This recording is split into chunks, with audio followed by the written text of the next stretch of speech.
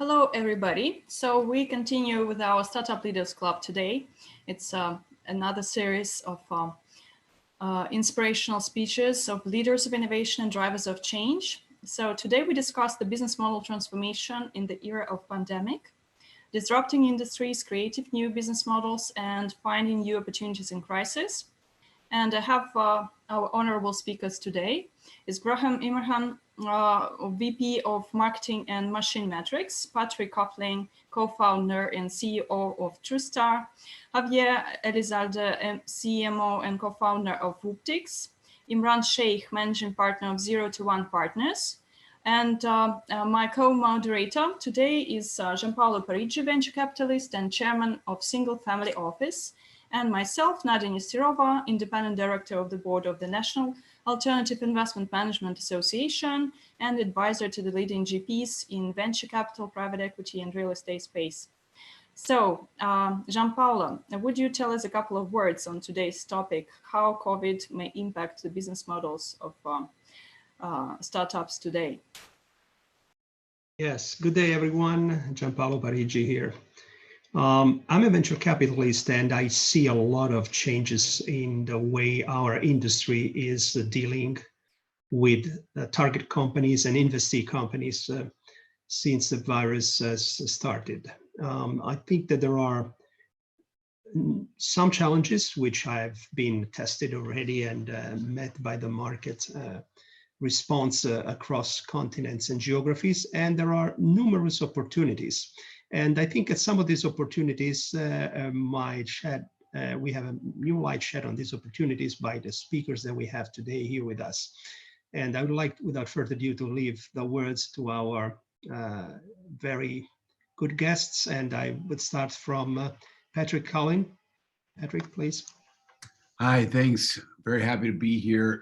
My name is Patrick, co-founder, CEO of TrueStar. TrueStar is a cyber intelligence management platform. We help large enterprises around the globe make the most out of their data when it comes to security investigations. I mean, real quick, my perspective on this is very much coming from the security industry.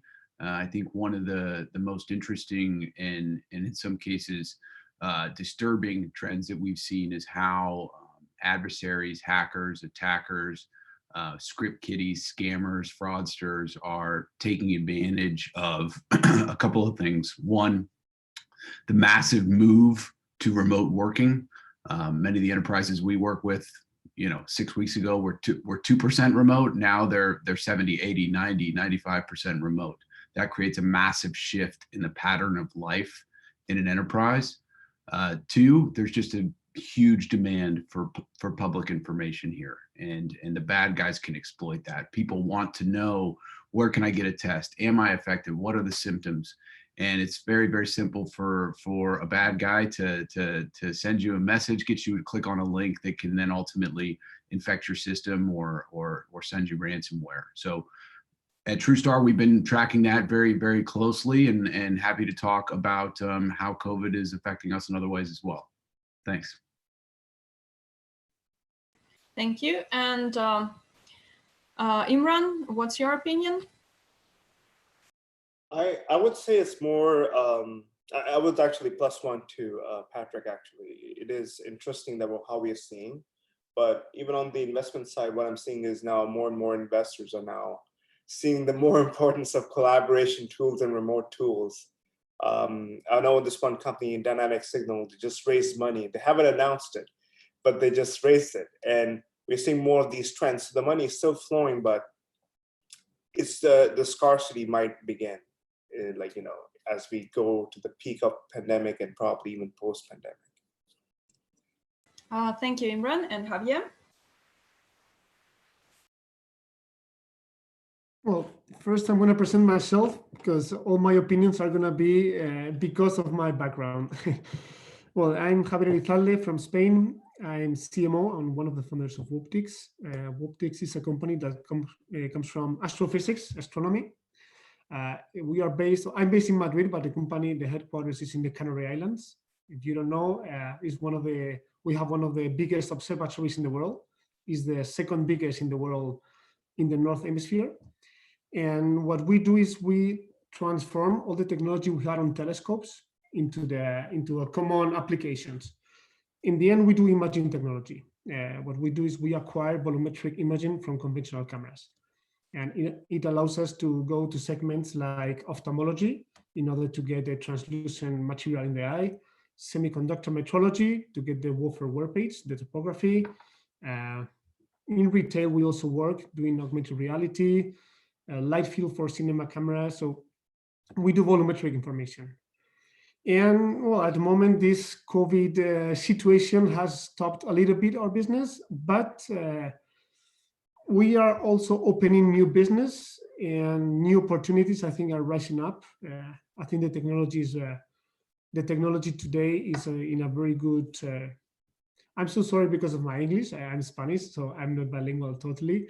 But we are finding a ramp up on some of the imaging technologies. Actually, I think the imaging technology is one of the things that is not going down with this COVID situation.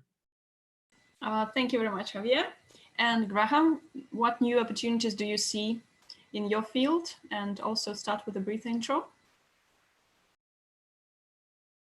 Graham, myself, of course, I'm the one that mutes. My name is Graham Merman. I'm VP of Marketing at Machine Metrics. Just a quick background on us. We are a manufacturing industrial IoT platform for machines. So our platform accelerates the digital transformation of the manufacturing industry. We provide an intuitive and flexible platform to easily collect and transform data from any piece of manufacturing equipment into powerful apps that can help manufacturers either get the most out of their manufacturing equipment.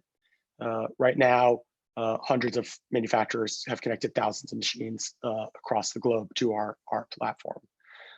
Obviously, I'll speak not from a personal opinion, but just from our perspective as a company. The virus has obviously caused widespread concern and economic hardships for our customers, especially within the manufacturing world, businesses, communities. It's fast moving with widespread impacts, and one thing that we see for certain is that it will continue to have global economic and financial ramifications throughout the manufacturing industry. From a near-term supply chain perspective, and a reshaping and rebuilding of the industry to create a more sustainable and resilient future. Machine Metrics has a very unique ability to provide value in this time. I think to reiterate what some of my other panelists said, there's a lot of the value of information has never been more important, and the accuracy of that information has never been more relevant. And Machine Metrics, because we stream data off thousands of machines live, covering geographies, sizes, and major industries, collecting data from over 1 billion parts. We have representative sample sizes of data. For example, we're regularly leading indicators like capacity utilization, industrial production. So this data can be especially helpful in times like this, right? When monthly economic indicators are slow, or self-reported data can be quite inaccurate. So we've really shifted our focus as a company on reporting the impact of the virus on the manufacturing industry, as we have a unique ability to do so. And we hope that it will provide transparency in the days to come for what manufacturers and the industry can do to build and shape a more insulated economy of the future. Thank you very much, Graham. What would you say about business model transformation, Imran? I would say we are certainly living in an interesting times, because there are few industries that will see a lot of peak, and probably new ones will be created.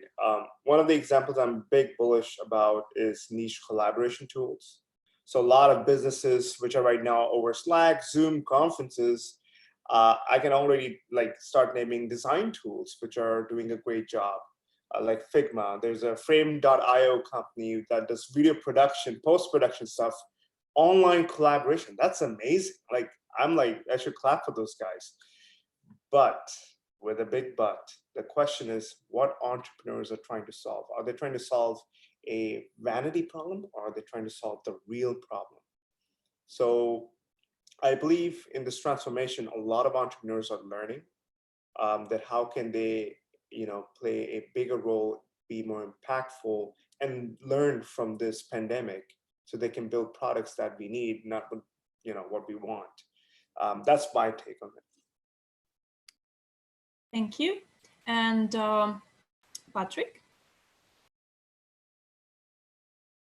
Yeah, business model transformation in particular, I think one of the things that we're seeing is a dramatic shift to the cloud, even amongst our massive enterprise customers. For the most part, big projects are being put on hold. We're seeing a lot of paralysis in the sort of global 2000 and people clinging to cash in obvious sectors like brick and mortar retail. One of the interesting things that I've seen in healthcare, and this isn't profound, but it was new to me, is that we have some customers who are healthcare providers, so health, like hospital systems, and they are busier than they've ever been, and working above capacity, and yet they are not making any money, right? Because healthcare providers make their money, their margins are on elective surgeries. And no elective surgeries are happening in that industry right now. And so we're seeing even industries that you would think are necessary and busy right now, still clinging to cash. And you couple that with what I've seen as a pretty dramatic acceleration in the only projects that are going forward are, how do we move to the cloud? How do we do remote collaboration, as Imran was saying? And so it's I would say those two things, the paralysis combined with like a singular focus on accelerating remote work, or if you're a vendor in the technology space, how you sell remotely. Thank you very much, Patrick. And Javier, what is about your segment and your peers probably? What type of observations on the business model change you would strengthen there? Actually, I'm going to link this question with what Patrick was talking about, is the cloud services. When this COVID happened in Spain, it was very horrible. It was one of the first countries, just behind Italy and China. It was the third country to start with a lot of cases on COVID. So we needed to modify our business model very quick. And one of the thinkings that we had is we tried to get to cloud all the things that we can do. And we do part hardware and part software. So all the hardware part, we needed to think something in order for the software, in order to only sell the software and not the hardware. So there are two customers that we're working with, and we told them, okay, we're going to license you how to build the prototype or the product that you need to put in your warehouse, in your fab. So you build the product, and then you compute everything in our cloud system. Instead of selling the hardware plus the software, we said, okay, we license you the hardware and we sold you the software in the other hand. Because we have two types of products. One of them is hardware and the other one is software. The software is going to run by themselves. It's no problem. Software, you can work from home, so there's no problem. The problem is it comes when we do R&D on labs, that the restrictions that the government said to you, that you can go to the lab, you cannot be more than 2 people inside maybe one room. And well, maybe we have 5 people working in the same product, and we need 5 people to work on the same product, and you cannot work on remote, you have to work physically. So this is the huge gap in the segment that we have. The segment is ophthalmology. If you want to do trials, the trials you have to do in clinical validation, in clinicals. Clinicals, hospitals, in this year is going to be impossible. It's not going to be a hospital clear in Europe until maybe 2021. It's not possible. There's some kind of place that we have inside that has stopped. And we needed to redirect the people inside the company to do another things in the company. But well, this is our case. I am seeing a lot of companies in Spain that they have to fire people because of that. And this is for us is one of the most sad things here in Spain. Actually, talking about Spain. Okay, thank you very much, Javier and Graham. Yeah, I think some of our, other panelists had touched on a number of topics, right? And, you're looking at, kind of the difference really between, new business creation versus transformation versus acceleration, right? And, at least within the segment that we work, I take this on with two different lenses. One, how's it affected our business, which in many ways is a product of how the industry as a whole has been impacted. Manufacturing is perhaps the least digitized global industry. At about 5% of processes are digitized. So it's dramatically impacted, considering that many of these companies are considered essential business. So what we're seeing is a number of changes to business models, not just to our own, but to the global manufacturing supply chain. For example, in order to fulfill the demand for ventilators and other COVID-related treatments, we're seeing rapid verticalization of supply chains and insourcing. Some companies have been able to fully verticalize their own production, which is a very unique new business model to the industry that's been, frankly, always very tiered supply chain focused. And then you also look at more of a localized supply chains to fulfill these demands. The shop floor, which is, as I said, very unvirtualized. You're seeing a huge movement to IoT. That's always been, one of the hottest markets is, industrial IoT.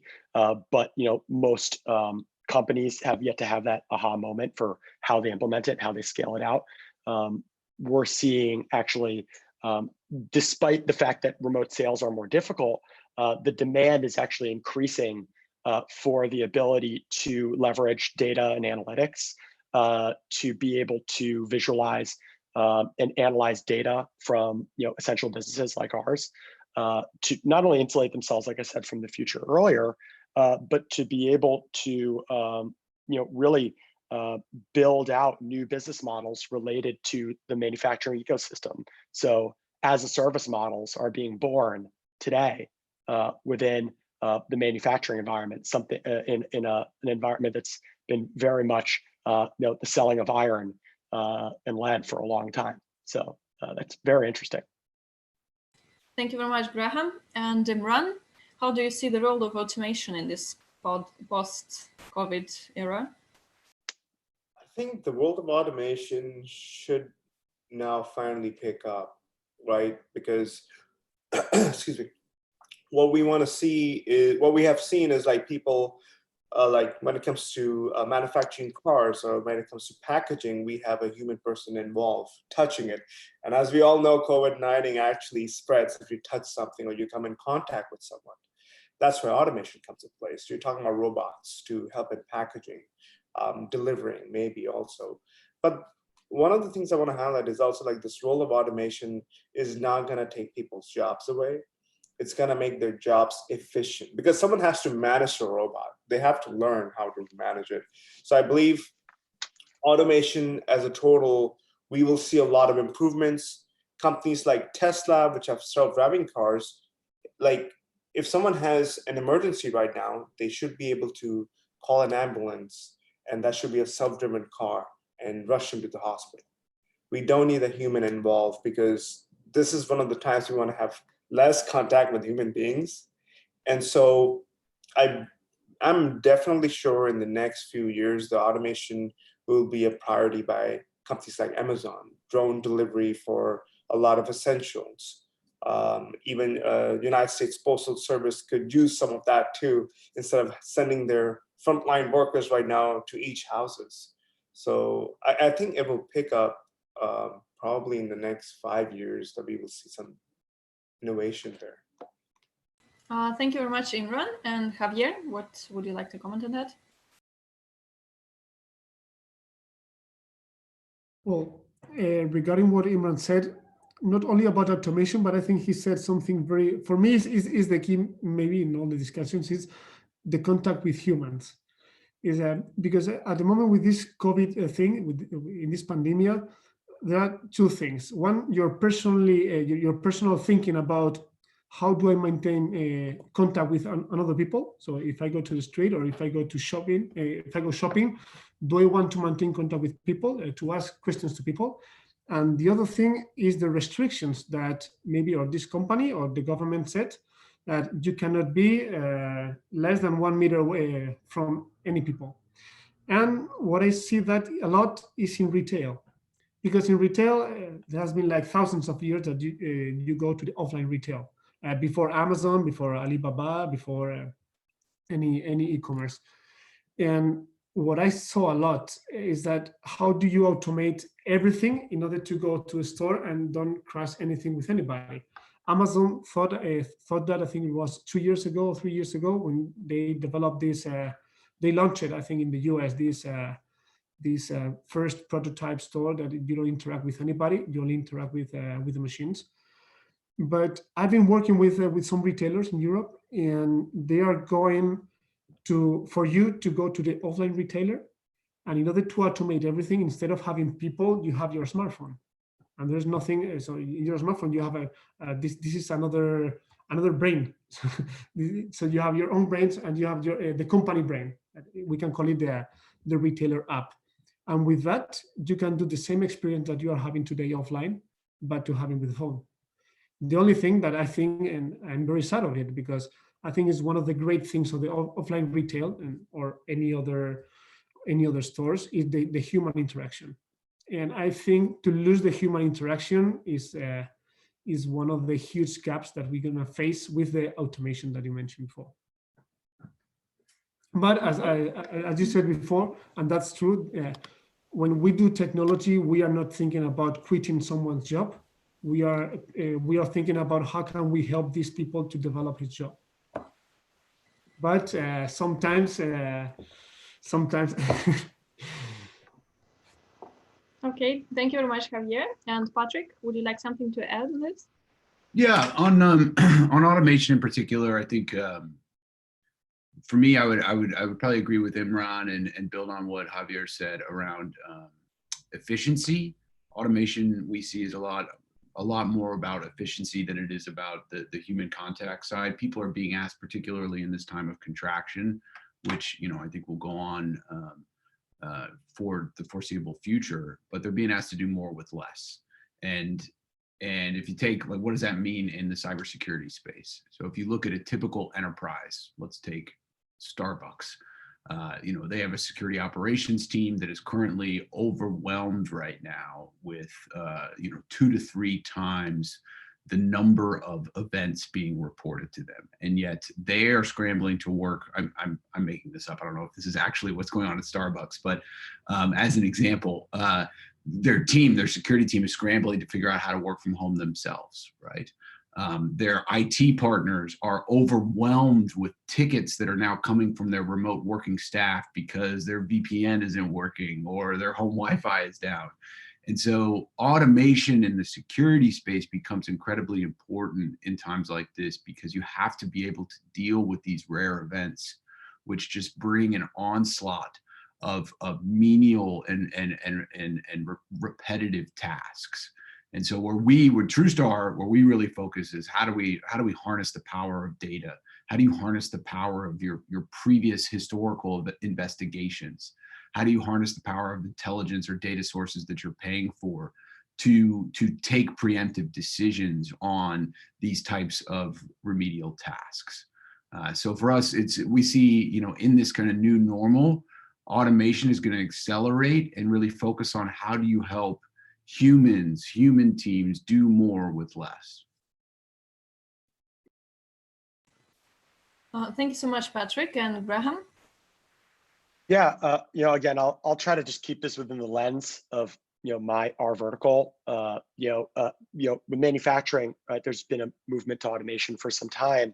It's a byproduct of a skills gap, a growing skills gap within the manufacturing space. They're just, you can ask any of the customers who we work with, and their top reason right now for operational lack of production is just a number of employees. By far across all of our customers. That's the type of data that we're able to collect.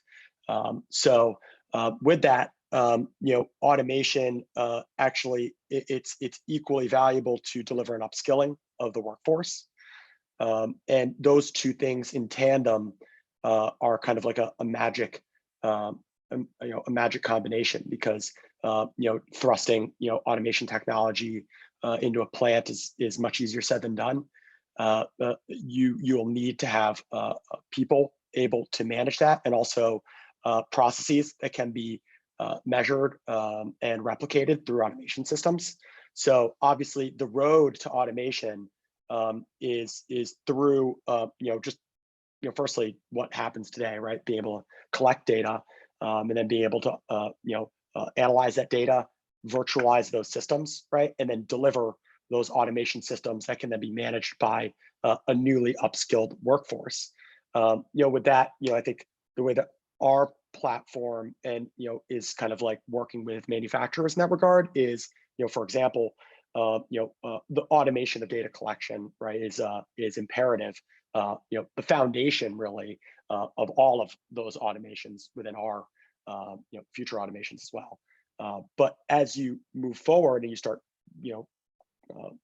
implementing, there's a number of use cases where automation becomes extremely valuable.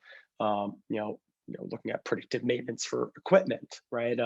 Looking at the ability to visualize, that automated data collection in real time to re-engineer supply chain and optimize supply chain management. So I agree with the supposition that efficiency is the goal, the end goal, just like automation. But I think there's a road ahead, at least within our industry, to get there, and you can't really skip ahead. There's building blocks that have to be put in place, and those need to be managed by people.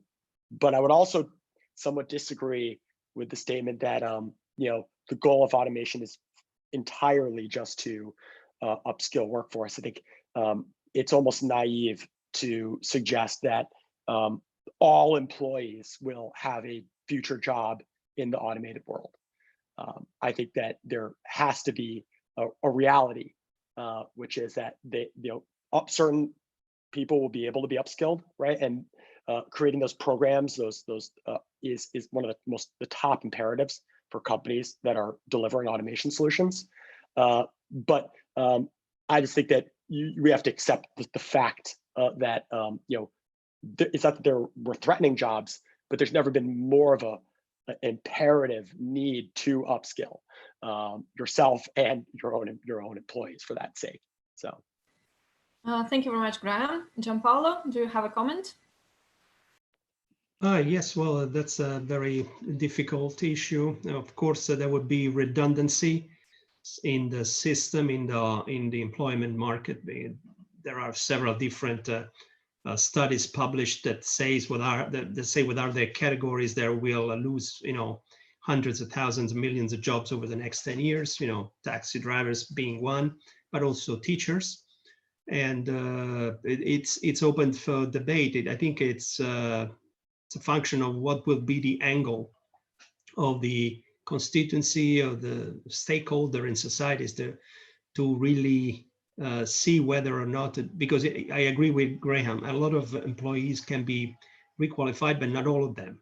And so there will be redundancies that will need to be addressed with programs that have a social burden on society, because not everybody could, for ages of reasons or some other reasons, could be requalified efficiently as the new technology will demand. Because don't forget that by the time that we have answered the questions, we've come up with new answers. And so this is it could be a perpetuating circle, and it will be a perpetuating circle in which a lot of people initially will have problems finding themselves in context. So I think they will have to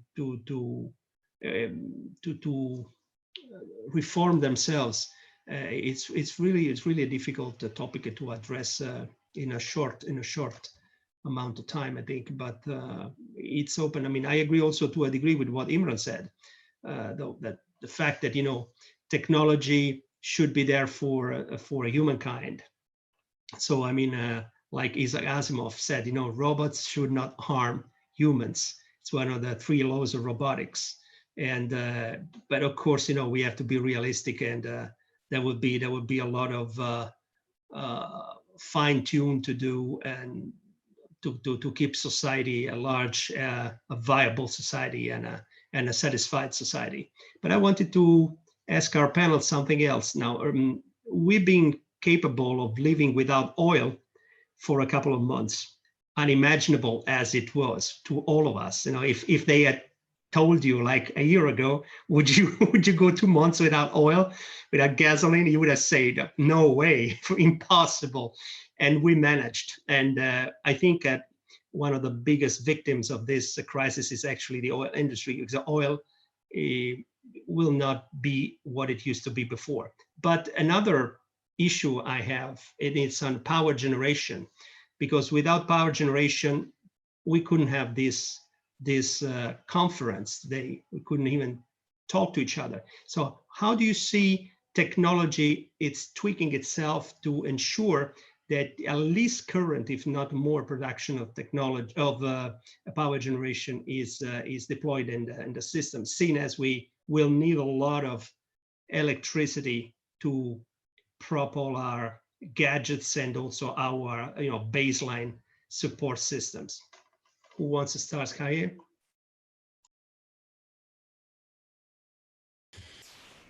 Actually, it's not my field about energy. Can I answer about one energy that contaminates, for example, the nuclear one?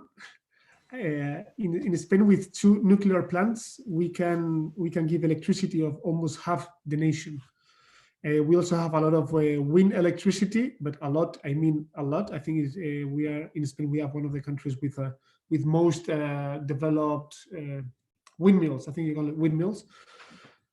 I think windmills, if you plant windmills all over the place, you can still have this as a power consumption, give you power, electricity. It doesn't contaminate anything. The only problem is that it occupies a lot. And for example, in terms of oil, maybe it's a very, how do you say, hypocrite, but the thing of oil is that as I don't see the machines that sucks the oil, I don't mind. The same as in automation. As I work in automation, I don't mind. It is very hypocrite, but it's true. I don't think very much about power, but when colleagues ask me about power, I used to answer like nuclear or windmill. I agree with you. Nuclear, especially with the newer technology, probably is one of the best way to go. I've been investing in renewables myself, but there is an issue, to give electricity to a town of 25,000, you need to cover an extension the size of Paris. So yeah, with current technologies, it cannot be the final answers. Patrick? Well, am I on mute? No, I'm there. No, I was just going to comment on the power generation topic. I think it's particularly interesting given what we're seeing with bandwidth traffic. Right now, we've seen just a massive step change and acceleration in just straight up bandwidth utilization. And if you look at, the most popular internet sites, whether it's Netflix or Google or whatever, similar sort of massive spikes in usage, and how that consumption is powered is different than how the consumption of 20 years ago or 25 days ago in some cases was powered. And it makes you think, what is the critical infrastructure of the new pandemic era, right? What are the public utilities of the pandemic era? Is the internet a public utility in the same sense that water and electricity is? Because look, I mean, Zoom and Slack, these are the virtual commons. These are the places where we're living and interacting. And so I think it does beg the question, yes, how the heck are we going to power these things? How do we move to green sources of power? But then I actually think it will lead to the question of what is critical infrastructure? What are the utilities in this new normal?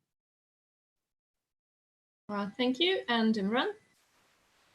Yeah, when the question was being raised about the power, The question was like, if anybody were to ask me, it's a funny one, but it's like, if I were to use oil, like if we're not using oil, I drive an electric car, so I'm never using oil.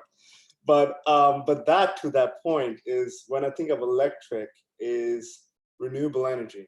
I think when it comes to power right now, and I don't know why people don't talk about this so much, is I guess it's time to think about renewable energy resources. We need to talk about solar energy. And companies like Tesla, which are creating electric cars, we need to now even focus on renewing energies at home, because the cost of energy, I'm guessing, is going to go higher. Imagine this happening for the next 2 years. It's going to go up. It's going to jack up. And that is something, I guess, I don't have the answer for the power, but I want to comment as a question is, are we as a nation, are we as a world thinking about renewable energy at this point, at least now? Because there's less pollution, so at least we can, improve somewhere there. Thank you, Imran. And Graham? Graham, we don't hear you. Sorry about that. Yeah, I always, defer to experts on topics. I can speak from my, somewhat inherent brain, but I think that the fact, right, that it's not just oil, but coal also is suffering dramatically during this time, and I think really to Imran's point, I mean, renewable energies are clearly on the rise, and I think more than anything, to me, not to speak too generically on this topic, but I think this follows a bit of my the logic that I expressed earlier around the difference between kind of like acceleration of transformation and just like purely new business, right? So this is in many ways kind of been coming, right? But these moments, right? In some ways, I think this is what this discussion is really all about, right? Is there are these times, right, where I think we all talk about in sales, it's like the moment, like that, the relevancy and the urgency, right? And when does that moment impact us all to say, wow, like this, this needs to happen, right? And I think at least within the energy space, just my opinion, is that we're all kind of seeing that moment right now in front of us, and it's not just in energy; it's in a number of other ones. But as something that so dramatically impacts all of us, I have no doubt that this will be one of the hottest tech topics over the next coming years. But it's really interesting. I'm interested in also learning from our other panelists who have more knowledge on the topic than I do. Thank you. And in terms of your advice to your peers and other serial entrepreneurs, what would be the fast track to survive and succeed in the current reality? Gianpaolo?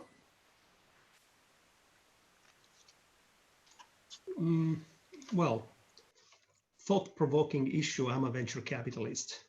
And of course, my targets keep talking about their runways and the burn rate, which is obviously something that we venture capitalists have very present in our mind. Just proposing my panelists here as entrepreneurs the following question. Have you ever considered changing runway? In airports, depending on the wind, I mean, large airports have more than one runway, and they adapt to traffic and wind and weather conditions. As a venture capitalist, I keep hearing only that there's one runway. Very few entrepreneurs are capable of thinking out of the box and show me that they have a second runway to take off from. What's your take on that? No pun intended. Imran? I would say that's actually, it's true. Like, I think at this point for a lot of companies and entrepreneurs, if you want to make it to the second round after this pandemic, yes, Kimball, they need to change their runway. They need to pivot. Now, I don't mean they need to pivot their product, but let's face it, you're running out of money. Where are you spending most of your money, right? Is it some services that could be easily be available somewhere else? one of the things for me when I'm looking at these startups is understanding that right now your customers are first. So whoever's paying the bill for the company, please double down on that. The things that you really need in terms of infrastructure, product to build going forward, invest more in that. And anything which is nice to have, entrepreneurs need to understand. And that may come at a cost of layoffs. That may come at a cost of cutting a job, sadly, right? But if you want to see as a whole ecosystem, if these companies survive this pandemic, you know what? They actually have proven that they can survive any other weather too.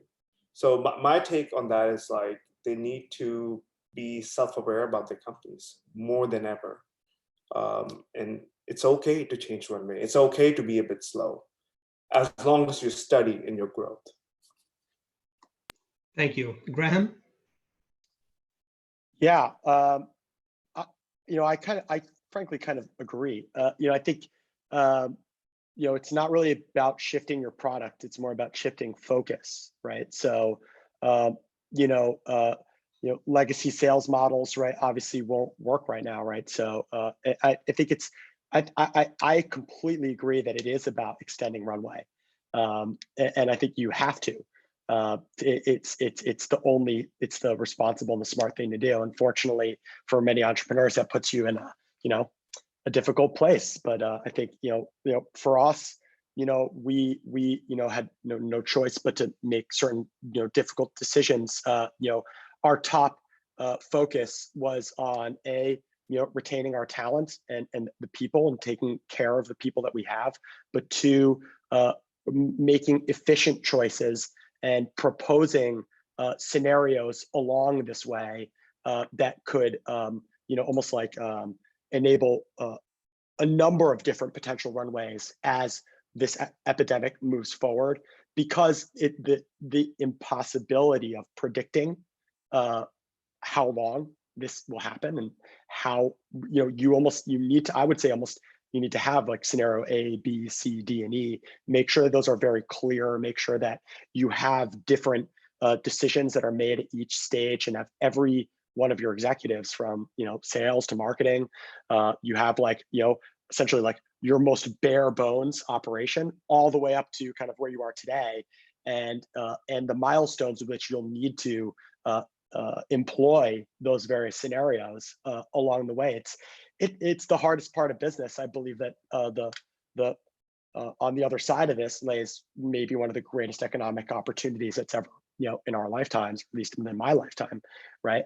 So for many ways, I think focusing, for example, on expanding current accounts versus maybe the the cost of customer acquisition, right, may be a logical scenario for many startups. Being able to demonstrate retention and an ability to be a necessary product may be a valuable story to tell. When you're looking to raise your next round at the end of this, and you're not able to hit your revenue goal, right, that you had expected, because it's going to be impossible, right?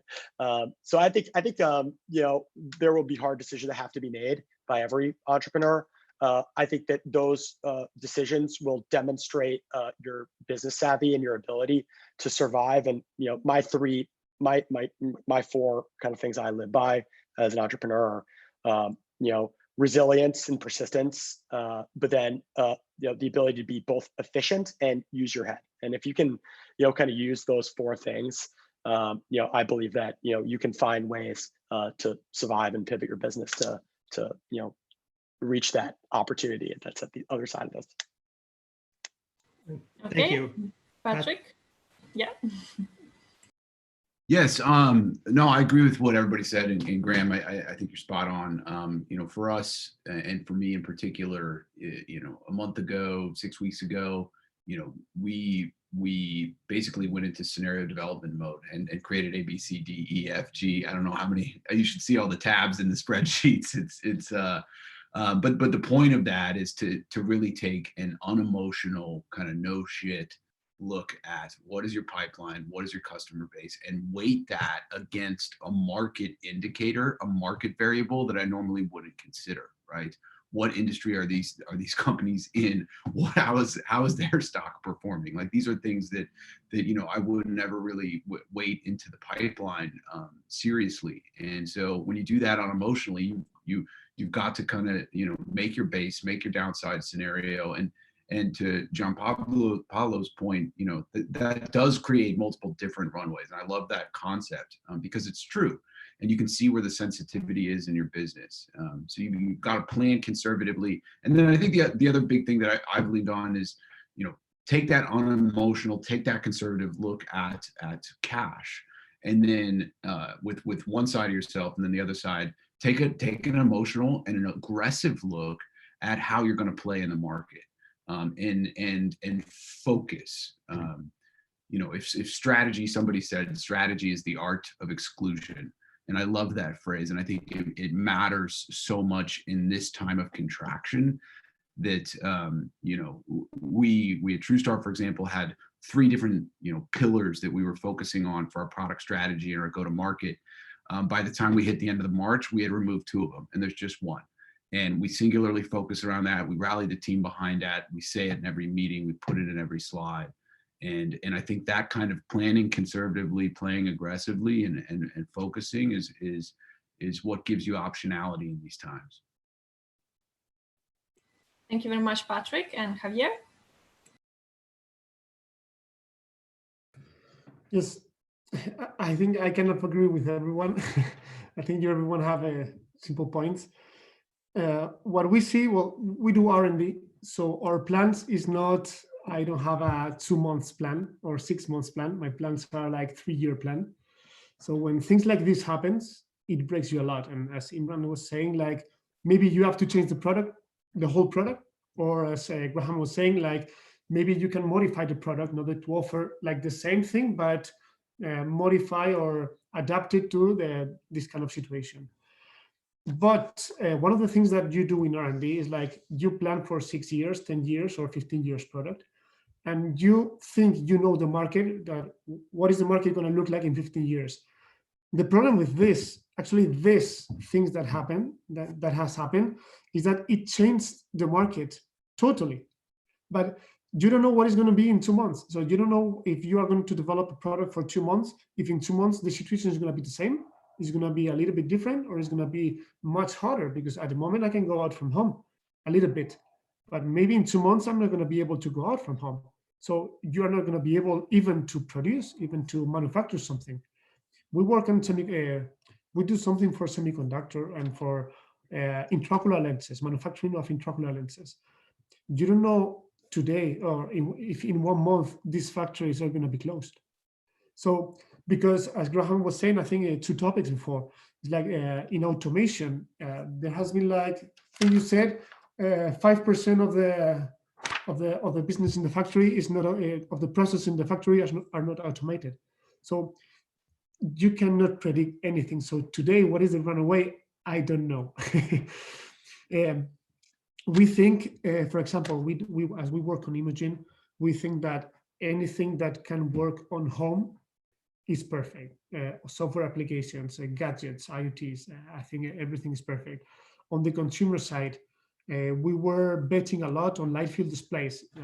They are like big crystal boxes that simulates like holography. So we did like, we wanted to do like holography in order to do video conferences in the future. But as I was saying before, we don't know if the factories are going to be working in 2 months, in 1 year, in 2 years. And then you have to have face-to-face meeting also, because you need to show the prototype physically and you don't have trips. So these kind of things on how do you plan, or what is going to be the focus on your company. For us, on an R&D company, we are changing every week on thinking. So one of the things, and I think Gianpaolo knows a lot, one of the things that we need to do at the beginning is talk to the investors, very sincere, tell them, investors, in this year, we cannot achieve any goal that we set in the past year that we're going to achieve. We need that kind of money in order to survive. And we need at least 2 to 3 months to think about the future, because at the moment we don't know how the market is going to move, how the potential customers are going to go with. For example, one of the companies that we thought it was a potential customer, actually we were doing a POC and we were going very close to make a deal. They just fired like maybe 2,000 people, 3,000 people. And you know now that they don't have this kind of money that they were counting on. So I think in this time that we're living on, we need to think a lot, as you said, Patrick and Graham, very emotionally. You need to take in consideration your team, the talent that you have, and try to move the best as you want, as you can with, in our case, because we have investment, with investors. Because at the moment we depend on investors. We don't depend on customers, we depend on investors. Thank you very much, Javier. And the final round for all. I would like you all to focus on one message or keyword you would like our audiences to focus on as a takeaway from our today's discussion. Gianpaolo? Well, I think winning companies will be those who do not increase the entropy. Thank you. And Graham? Graham, we need you. Oh man, as a marketer, I was just saying, it's like, man, I want 2 words now. No, but I'm going to go with one. I think that winning companies will be those that are most capable of being agile. The word agile and agility. Okay, thank you very much, Patrick. It's not my phrase, but the strategy is the art of exclusion. Remember that, keeping that close as the world is contracting and evolving around us. Thank you. And cash is the king. Imran? My message would be, and this would actually cater to everyone, is focus on the needs of people right now. That's where your winning is. And Javier? Well, mine would be careful with the market because it changes quickly. Very quickly. And, okay. And Gianpaolo, would you say a final word about our today's discussion? I think it's been quite rewarding, challenging, illuminating. I thank everyone on the panel, all the speakers and the hosts and everyone. Latokan, it's been a great day today, and I look forward to seeing you soon here. Thank you. Thank you very much to all, and we'll continue with this format, sharing with our community the ideas of serial entrepreneurs, how to sustain in the current environment, find new opportunities, and win a new emerging probably products and market segments. And please join our other formats as well, pitch competitions, one-to-one with investors, and also roadshows and masterclasses every Wednesday. So, and every day we have some of the new format of collaboration between investors and entrepreneurs. Thank you very much, and stay healthy and wealthy. Bye-bye.